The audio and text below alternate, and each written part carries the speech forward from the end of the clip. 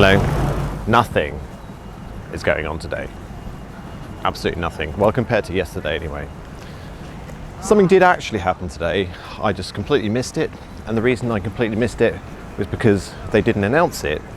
And it was the Queen finally opening up the new Scotland Yard building.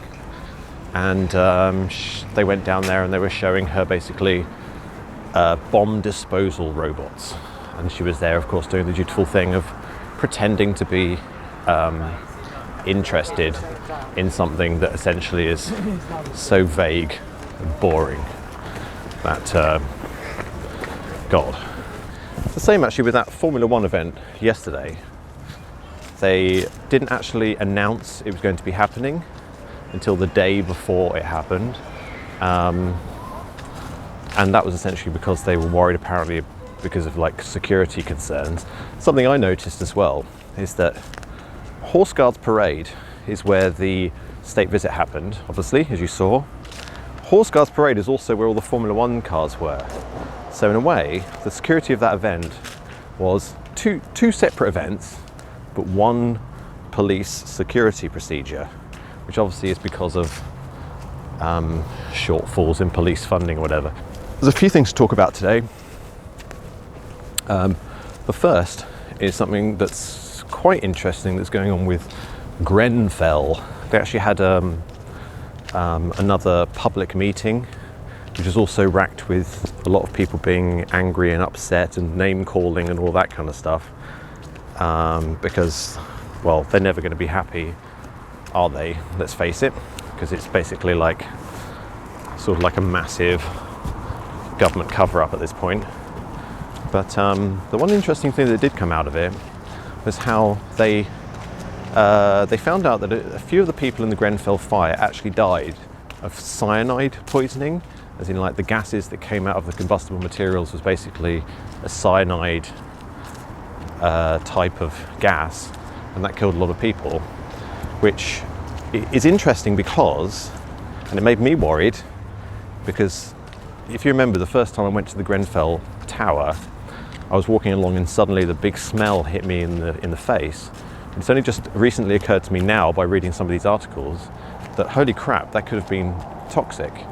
I mean, the reason this came up is because the stories about cyanide and asbestos contamination and stuff like that came about, and they were worried about public health. And so the authorities assured everybody that the air quality, the toxicity of the air around the fire was perfectly safe for humans. Now that rings a bell, doesn't it? Because that's exactly what they said after the 9/11 attack, was that the place was safe, and it turned out actually that the toxicity in the air was absolutely massive and added like further casualties to the total. And well, maybe the same is with Grenfell. Maybe that whole thing, if you look at it in terms of like, if it was a form of conspiracy to try and murder the poor, well, it'd be even longer process of murder and getting rid of people. God, I shouldn't even laugh when I'm saying that, because of the toxicity of the local environment right now.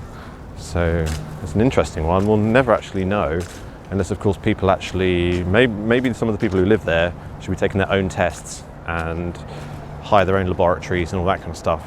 I'm not sure if they're that well organised though, that's the only problem. Today also, I mean, I can't really talk about it too much, just simply because I haven't read that much about it, but the Brexit bill, or the Great Repeals bill, has been introduced into Parliament today, and there's a few particularly interesting things about it. I mean, I've talked about it before, but I'll still go over it again.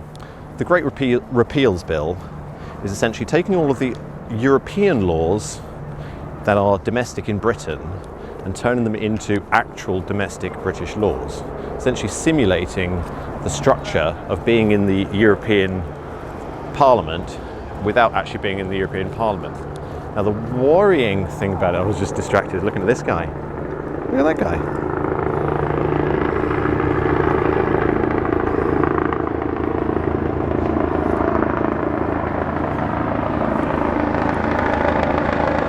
Dude! Ah, so cute.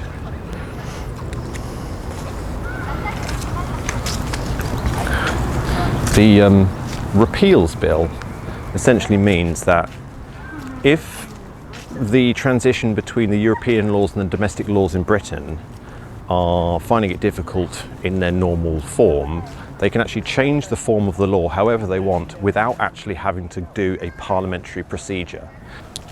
And the problem people have with it is that they think that, and it's true, that Theresa May possibly is a bit of abuse of her power anyway, and give her the power to essentially pass laws without them even being seen or read by any member of parliament is a little bit of a problem, at least for the public. Not so much of a problem for the government because they love doing stuff that's unaccountable. And talking of that, the most interesting thing about the repeals bill and what they've announced is that it is there to simulate the structure of European law. And a lot of that European stuff goes through the European Commission. So it said that with the Great Repeals Act, one of the government departments, and it hasn't said which one, but one of the government departments is going to be acting out the role of the European Commission. If you know anything about the European Commission, you'll know that that's sort of the fount of why people distrust and don't like the European Union, is because it's unaccountable, unelectable, irremovable, unaudited. Essentially, in its unaccountability, it is the perfect kind of thing to simulate in a British government department. In fact, it would just give them free rein to do whatever the hell they like without having to ask for approval from anybody. It's exactly how the European Commission has always worked, and it's how now part of the British government is going to work outside of Europe. So if we thought everything was going to change and become more righteous and just because of Brexit, unfortunately, it's given them a platform and a silver platter to do whatever the hell they like based on the authority of Henry VIII, a well-loved figure, a guy who never did anything wrong and certainly was accountable to the public. Know what I mean?